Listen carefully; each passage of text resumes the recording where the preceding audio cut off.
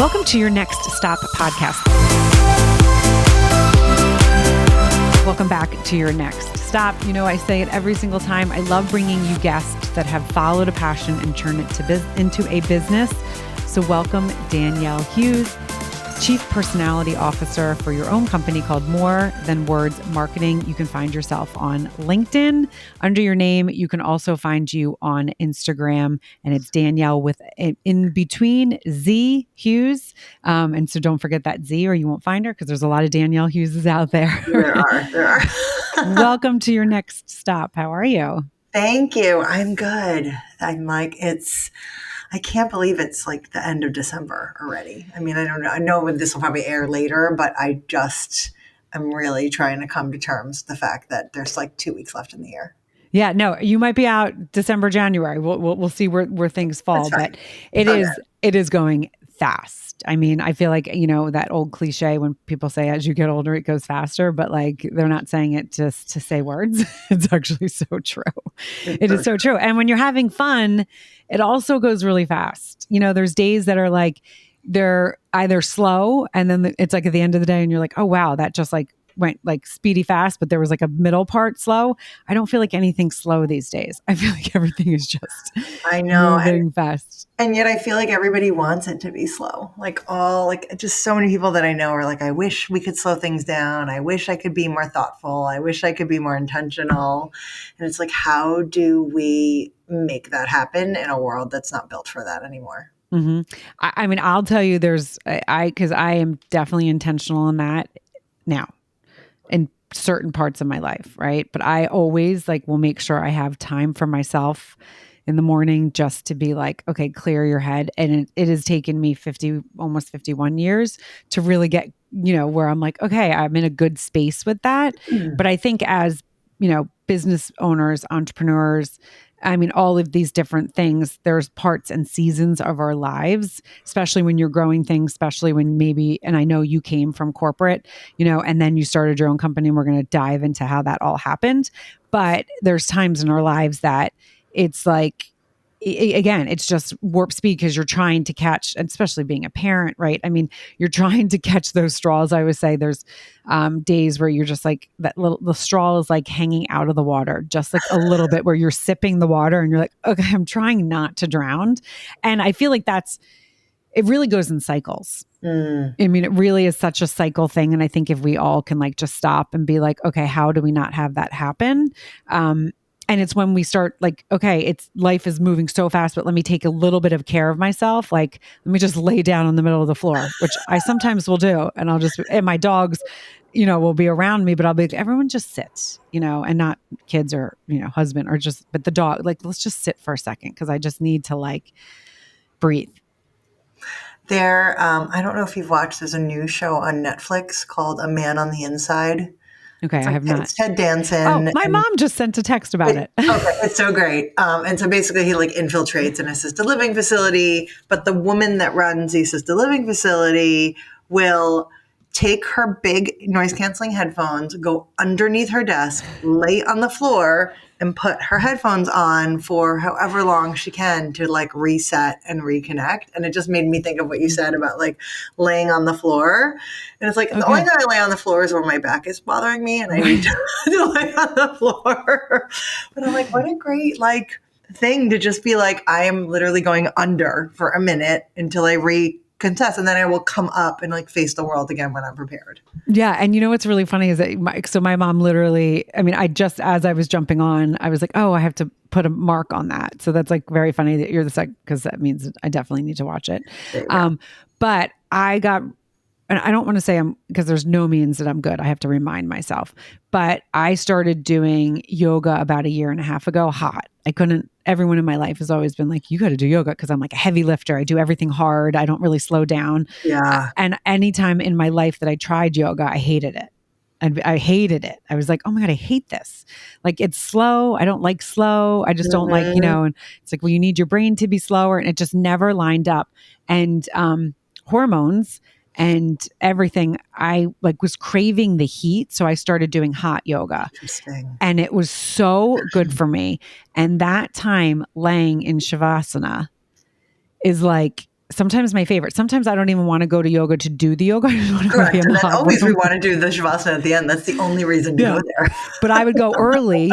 I would always make sure I was early Yeah. so I could lay and do that. So that's where all of a sudden I was like, I'm going to take that. And some mornings that I know I'm not doing yoga and just lay on the floor. Be like, okay, I really feel good, but is it the heat? Is it the sound? What Mm, is it that I am craving? What is it that my body or mind are craving? And I've been yeah. really trying to be intentional to feel that. Like, okay, maybe I want to lift heavier today. Maybe I just want to do a walk, not like get in the routine and the habit of, oh, because I've been doing it, I just have to like go on autopilot. I've been Yeah. just trying so hard to be like, okay, no, what do I need? Like, don't do autopilot. Kind of listen to your body. And I feel like I'm good at sometimes, not good at other times. But so I love that. I love that. I have never in my life craved heat. So I don't, and especially Right. in almost menopause, I was like, there's no, I crave cold. I'm like, please make it colder. Like I always joke that if I were to do like hot yoga, I would just like burst into flames when I stepped into the room. Like I Right. could never in a million years be in a space that is that warm. Isn't it Um, interesting though how people are all different? I mean, that's what I love about life. This crazy Same. life. I do love that like one person's what's good for them doesn't mean it's good for another. Right. Or to your point, it's like a time in your life, right? Like Hmm. what's good for you at some point is not good for you at another, or it's just not the Hmm. right time. I'm also like a heavy lifter, but I love restorative yoga, like where Hmm. it's really gentle and really peaceful and like you can just really just like languish, and I think there's like something lovely there, and I haven't done it in a long time, and maybe you'll inspire me to go find a Yeah. class. But Yeah. similarly, I used to be like, oh God, yoga, like maybe because I'm so inflexible and all of it, that it's just the competitive person in you is like, I should be better at this, which is a complete the antithesis of what yoga is meant to be.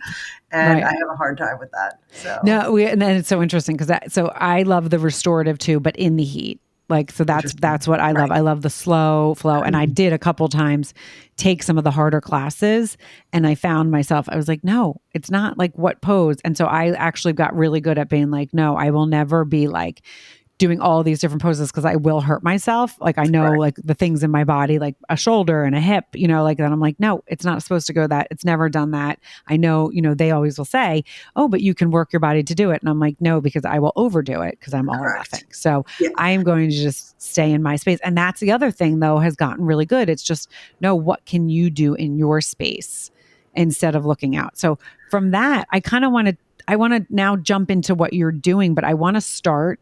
I love a good timeline. I was just talking about this with someone. My favorite thing is journeys and Hmm. timelines. So like I would love to know a little bit about like where you grew up, if you went to university, what you studied, and like kind of just get in the beginning parts, and then we're going to run into your corporate and then opening your own business. Sure. So I grew up on Long Island in a town called Massapequa. We have a fair amount of famous people from Massapequa, all the Baldwins, Jerry Seinfeld, Joey Buttafuoco, for those who are into like 90s lore. I think some of them, I don't know, like there's lots of people. Hmm. Brian Setzer. Anyway, went to college in the Midwest at Washington University in St. Louis. And ironically, I went there because in my mind, I was like, oh, St. Louis, like it's going to be like a small city. It is, in fact, not a small city. It is more of a large town. And even though I didn't grow up in New York City, in my brain, I was picturing just a Hmm. micro New York City when I went to college. So it was quite the wake up call. Yeah. And I actually went to college for design. I thought I was going to be an art director. My art teacher in high school kind of mentored me and took me under her wing and encouraged me. And I ended up like submitting a portfolio. And like, I mean, back then it was like literally slides, had to have slides made up, like with a slide projector to send in of my portfolio. And got into school probably because of the art, not because of my grades or anything like that. And then when I graduated, I couldn't get a job. There was like, it was a really bad job market and nobody was hiring. And at some point, I think during school, I just sort of realized that I was a better writer than I was a designer. and that the writing piece was the thing that got me the most excited. So, when we were coming up with campaigns, I got most excited about the headline or the tagline as opposed to the visuals, which to me were like secondary or even tertiary. And Mm. so it was definitely an indication of sort of where things would go eventually. Um, and somehow after like many fits and starts, like many 20 somethings, I ended up in TV marketing. So like one of my first like real jobs was at ABC Daytime, working on the soap operas like back then, and like working in marketing and on-air promotions. And it's so funny because I was the assistant to the director of on-air promotions and the director of marketing. I took the job because I was more interested in the on-air promotions. In my mind, I was like, oh, I'm going to go on and like be a producer and do vignettes and write all this copy. And of course, because, you do things and like the universe laughs at you, my marketing boss is the one that took me under her wing and gave me work and gave me things to write about. And I started to realize that like I could write sales copy and that I kind of had like a natural gift for it. Mm. And what's crazy is like she just stayed with me like last week actually, so we're still friends like all these years later, which is amazing. Like the student has become the master or whatever you want to say. Yeah, no, I love that. Well, I love that. And I think what you painted there is a really important thing. And I think so many people forget, and it really ties into how we started this podcast, just being internally aware of yourself. Mm, And it's hard at different stages of your life. It's hard at different ages. But the fact that you realized you felt excited about the words. yeah. And if you didn't have a mentor or you didn't have that little pivot there, you could have ended up in a career that you hated. And so many people do. One of the reasons why I started this podcast was to really talk about people's journeys, to give inspiration to those people out there that are in those positions that Mm, they're like, I'm miserable. And why am I miserable? And it's because you're not really connecting. You're not doing what you're meant to do, whether you believe in God or the universe. I believe in both, but like you're not doing what the universe or God meant for you to do. So yeah. you're getting these pings of like, ugh, I don't like, I'm just, ugh, right? I'm just going through the motions. And Um, I did not, to be fair, like I didn't love what I was doing back then. I mhm, think I pushed against it a lot because I saw myself as like a creative, whatever that means. mhm, And I felt like I was selling out going into a corporate structure and like trying to, promote diapers or cars or alcohol or whatever it was, right. And so I always was like writing on the side, doing like movie reviews or blogs or things like that or screenplays, because to me that was creative, that was validation. And what I was doing for the paycheck felt misaligned. And like for a long time, I resisted that calling, I think probably for like 15, 20 years until I finally acknowledged that there was validity and that I could be creative within the confines of the structures that I was working within, and that I could actually enjoy it. And a lot of it was like how I was approaching it with my mind as opposed to anything else. Like, like Brene Brown talks about the story you're telling yourself. That was the story that I was telling myself, that this wasn't creative and that I was, should be doing something else this whole time. Mhm. And I mean, it's one of the things that I think is interesting is, and my listeners know my story, but I didn't think I was creative because I couldn't draw. So like my whole life until I was really in my 40s, I was like, nope, I'm not creative. And like when it hit me, it like hit me in the face, like almost like I was like a fire hose in the face. I was like, oh my God, I'm so creative. It's just in words and storytelling and helping other people connect those. And you don't think of it as a creativity because the traditional creativity is like, oh, I couldn't draw. So I love that you were able to kind of connect that, though, even though maybe it took you longer than you would have loved. But Yeah. again, you learned all the things that you learned in your corporate world, right? You your friend that just visited, all those little stepping stones that got you where you are to open your own business and kind of be able to give that gift to others, right? I mean, Yes. that's what you're doing, as the chief personality officer, right? I mean, that is what you're Yes. doing. And I think it's also timing. Like maybe if I had realized this, way of reframing it earlier, I don't know if I'd be where I am. I don't know if I'd have a different career, right? Everything that I'm Mhm. doing now literally didn't exist 10 or 15 years Right. ago, right? I mean, I think, the marketing landscape, the content landscape, all of these things are just, being built at a pace again, like the years that fly by, that we can't keep up with. And, I have a son who's in college now, and I keep telling him, like, you don't even know the possibilities for you down the line, because we don't even know what jobs are going to be there, or what, like, everything is evolving so quickly. And it's a blessing and a curse, right? Because there is so much opportunity, but there's also so much opportunity. Right.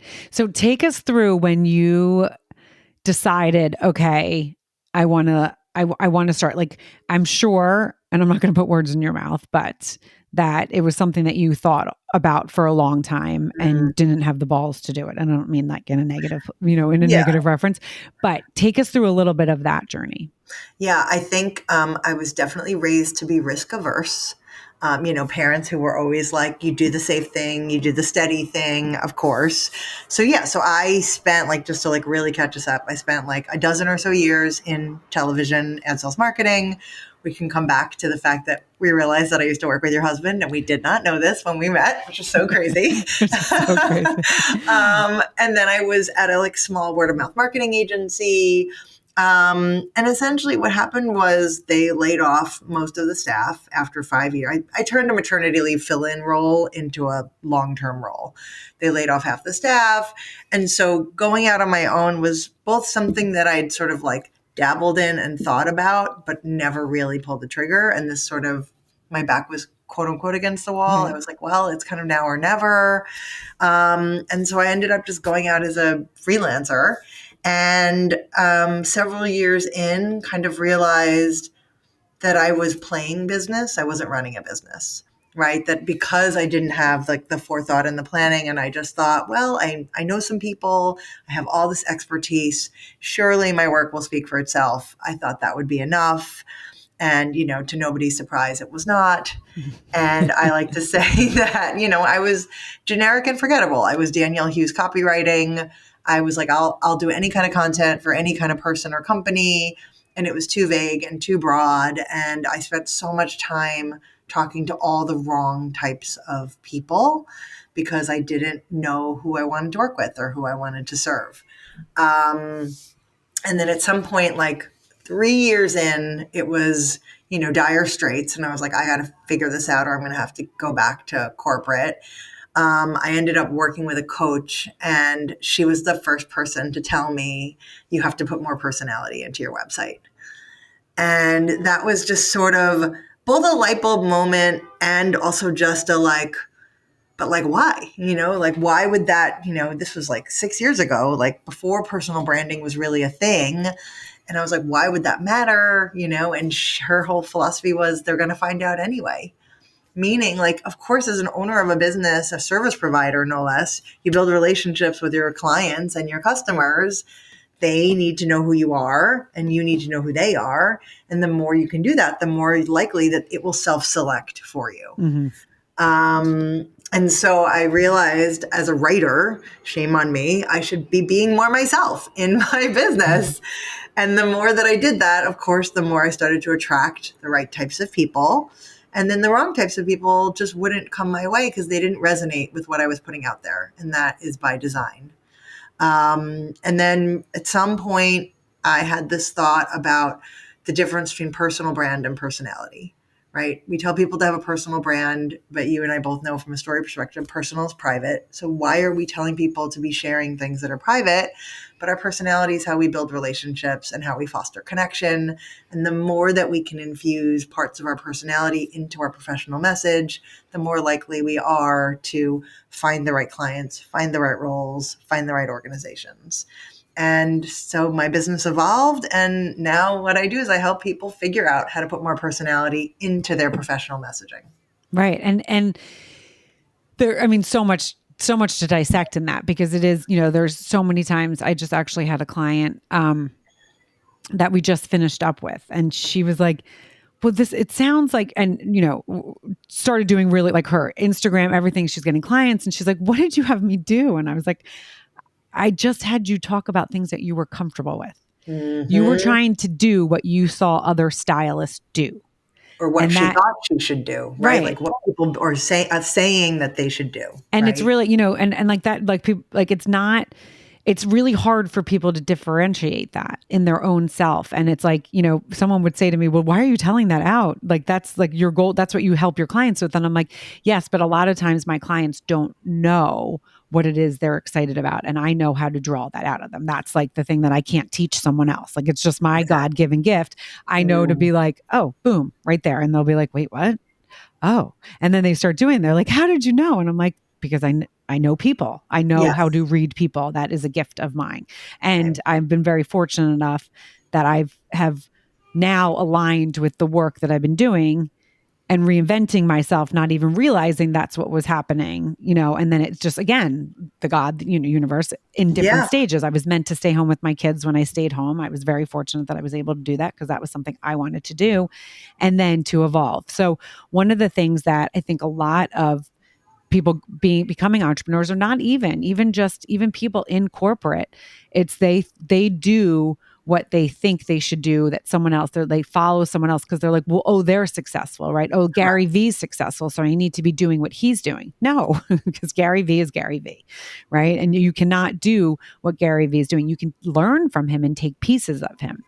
So I would love to know, like, what is one of the things that your clients, just kind of how I gave that little like snippet. Like, Yeah. can you take us through some of like what the kind of repeating things that you find with your clients, that it's like almost seems like, I know it sounds silly, but it's really hard to teach that without having someone like yourself. Yeah, it's so funny because I feel like we're so like similar in so many ways, because like people have told me that I'm like the bio whisperer. Mm-hmm. Like that same thing. Like I can figure out what somebody's story is or what their differentiator is, and it's curiosity, right? It's Mm-hmm. questions.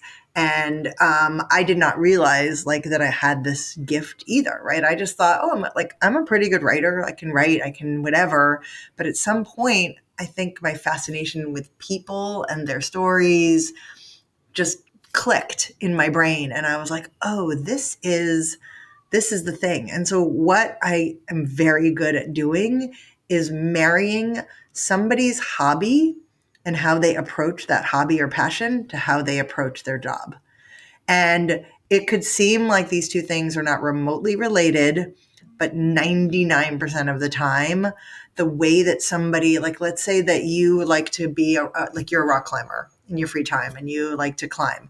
There's something about the methodical ability of like figuring out your next moves and where you have to grab and what you have to do and all the precautions and things, that whatever that person does for their job, they're doing the exact same thing. They're going to be thoughtful. They're mapping out steps. They're probably very detail oriented, and they have a lot of strategy and a lot of precision. And I help them kind of tell that story in a way that marries those two things. So it allows them to like be excited because they get to talk about something they really love, which is really not usually their job. And like make it relatable, but also make it really memorable, and like allow someone to think, oh, of course, like now I understand why Sally thinks the way she does, because I have a visual of her climbing these rocks and climbing these mountains, and I know that that's how she's going to approach this project or approach this job. Mm-hmm. And so that actually is like a perfect segue of how we connected without knowing that we had a connection, because you saw, I think I commented on something on LinkedIn, and then you dove into it and was like, oh my God, this is like totally what I do. You do it with words and I do it with voice, right? And I'm sure you do it Correct. both ways, but like if I read someone's bio, I'm dyslexic. So that is not how I read people at all. It is through their voice and their body language and those Yeah. kind of things. I can hear any little slight Mm. intonation in someone's voice, or a change in slightest things of eye movements or whatever. It's sometimes crazy, but that is why we connected, because we do what we are saying is the same thing. In If you think about the brain, right, it's the words versus the actual written words versus the spoken words. Correct. but it's the same philosophy and it is the same thing. It's when I first started in this, it was how to churn, your passion into your business. That's what I talk about. That's what I talk about because that's what I was doing at the time, not realizing I was doing it, but I was fascinated with people's stories because it excited me. And then I Mm. realized, oh, wait, this is what I'm doing. And so it was, it's just an interesting thing. And I'm sure as you evolved as a business owner, you probably have came across a couple of those aha moments. Do you have any that really stick out in your mind that you can share with us? Um, I mean, just in terms of like a specific story from a person, or just like a moment for me to like realize the connect the dots. Yeah. Yeah. Either or both or I all. mean, it's so funny because I always thought that like when I left quote unquote corporate and I went out on my own, I thought, oh, I'm doing this because I can fully be creative. I can take control of my own creativity. Nobody can make me manage other people or be a leader or whatever if I don't want to be. And then at some point I realized I actually really like speaking and presenting and that I can actually talk to people and give advice and train them and whatnot. And that speaking sort of snowballed. And at some point I was giving like a presentation or a workshop to a group that I belonged to. And afterwards somebody said to me like, you don't even realize that like this is your gift, that your gift is figuring out how to help people tell their story. Mm-hmm. And again, in the written story versus the verbal, although it is a crossover, right? Because it's like your elevator pitch is going to stem from your LinkedIn profile or your resume. All these things need to work Yes. together. And obviously, the more they work together, the easier it is for you to express that. But I think, we're so used, it's first of all, it's so hard to step back and see what you're good at and like how to talk about your career because everybody talks about it as like I did this, I did this, I did this, I did this, and it's like this laundry list and it's linear, but nobody's career is actually linear. So much of it's not relevant, and it's like how do we really shape it in a way that serves us and serves whoever we're talking to? And I think that that's kind of when like she said that I was like, oh, like maybe like I don't think I ever really wanted to own it. And like I just thought, I'm good. I can write this, I can help people. But then when somebody tells you something and you think, you know what, maybe like I do have like a natural gift for this and I don't know where it came from, but I'm going to lean into it even more. And then of course you believe it and then that helps you because that grows your confidence. And, Right. we don't always hit it out of the park, of course, No, we're always evolving. of I mean, always always.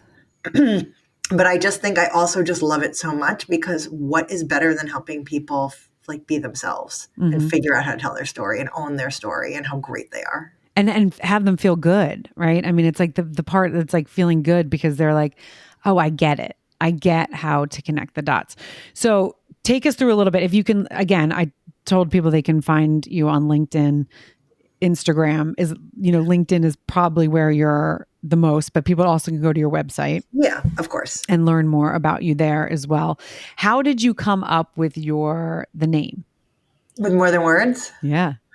It's so funny. It's a really good question because I think when I came up with it, it had a different meaning than what I take the meaning to be now, which is even more Right. interesting. And it is not from the Extreme song, I promise you. Oh, I love that song. Well, so but everyone who's like, under the age of 40 is like, what are you talking about? Yeah. Just Google it, children. But I think because in the beginning, I wanted my business to be like, I'm giving you more than just like the words on the page, right? Like if you're hiring me to come into your organization and work on your messaging, right? The words are so much more powerful than Mm-hmm. just the words. And so that's where like more than words came from was like, this isn't just about the words. It's like, how does it transform your message? And now, of Mm-hmm. course, like now that I work more with like individuals and bios and people's personas, it's again, more than words, meaning it's not just how you write, it's like how it affects how you feel about yourself, how you show up, how you express yourself, how you tell your story. And it's the same thing with what you do. It's just more it's more than the words. It's like it's how it affects just everything about your physicality, your energy, your Mm-hmm. confidence in yourself, all of it. Right. And it's the energy, right? It's the energy we put off when we are as humans in our element. And, not, some people always, well, oh, unicorn or woohoo, whatever. It's not, it is reality, whether you want to believe it or not. When you're doing something you love, you put off an energy that others want to be around it. They want to be a part of it, whether they're reading it because they can feel your energy in, that way, or you're expressing it, or you're talking about it, or that your bio is so spot on that you're sending it to someone, that you're sending it with this confidence and this, the strength, because you are so like, yes, I got it. It's the confidence. And, you said something earlier about the curiosity, and people will always ask me like, what, who I always say I'm a curious human, and I love that I'm a curious human. I always ask questions. Not everyone loves the questions, but that's how I learn. I love to learn about people. I love a good journey, a timeline, because it kind of shapes everything. It shapes who we are, whether we've had a good past, a bad past. We all have our traumas. We all have skeletons in our closets. We all have stuff. But once you're okay with your stuff, once you get there, because if you never get okay with your stuff, you're never going to get to that next level. You have to be okay with who you are, again, internally figuring things out, get comfortable, and then you're going to start evolving. So, I think that there's so many things people can grab from this. I so appreciate you joining Your Next Stop. Is there anything you want to add kind of in conclusion? It's funny, you were just talking about like the curiosity and everything. And I think my whole life I always thought like I was just like a pain in the ass person. Like, because I always had to ask a lot of questions and I always had follow-up questions. And many years ago I read Gretchen Rubin's book, The Four Tendencies. Okay. I don't know if you're familiar with it. I have not read it. But essentially, she says that everyone in the world has like four tendencies. So you're either an obliger, you're a rebel, you're a questioner, or you're an upholder in sort of like how you approach the world. And I am a questioner. And so what that means is like questioners need to understand what is being asked of them in order to agree to go along. Like, we're not a go along to get along. Most people in the world are obligers. They're just people pleasers, happy to bend over to make everyone else happy. Right? Upholders are, if they set their mind to it, they will honor it because they said they would do it. And then rebels are like, oh, you told me to do this. F you, I'm not going to do it because you asked me to do it. Right? So I feel like I'm I'm not the obliged, I'm not the people pleaser. I'm the other three. Like when you said, I was like, oh, I do that. Oh, I do that. Oh, I do that. Yeah. Now I want to read it because I want to know what I actually you am. can take the quiz. I think it's like the Four Tendencies quiz. You can Google it because like you're probably levels, but I was like overwhelmingly questioner. And I think it was such validation for me to be like, oh, like, first of all, this is a benefit, right? It's like not a bug, it's a feature. Like I need to understand, and my need to understand is going to make me more open, more empathetic, more understanding. Yeah, sometimes there's going to be friction because I'm going to challenge, but that's like where the good stuff comes in, right? Like if you're just kind of, letting things happen to you, you're not an active participant in your own life or other people's lives. And so for me, I think, just to like leave people with, I like to say that we need to like own the elephant in the room about ourselves, right? So people come to me, oh, I have a gap in my resume. I have this, da, da, da. And I'm like, if you say it and you have a reason for it and we own it in your bio or in your resume, then nobody can, like, that's your power.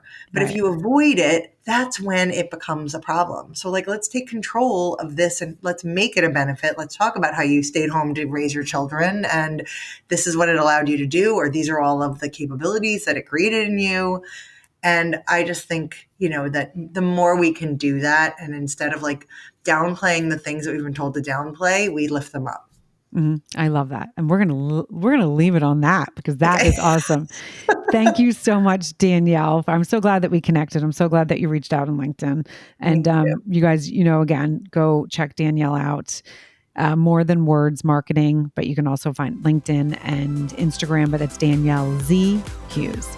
And thank you again for joining Your Next Stop. You guys, you know what I say every single time: like, rate, review, and share, because you don't know who in their life right now is stuck or needs someone like Danielle and her company. So we'll see you for another episode of Your Next Stop. Thank you again, Danielle.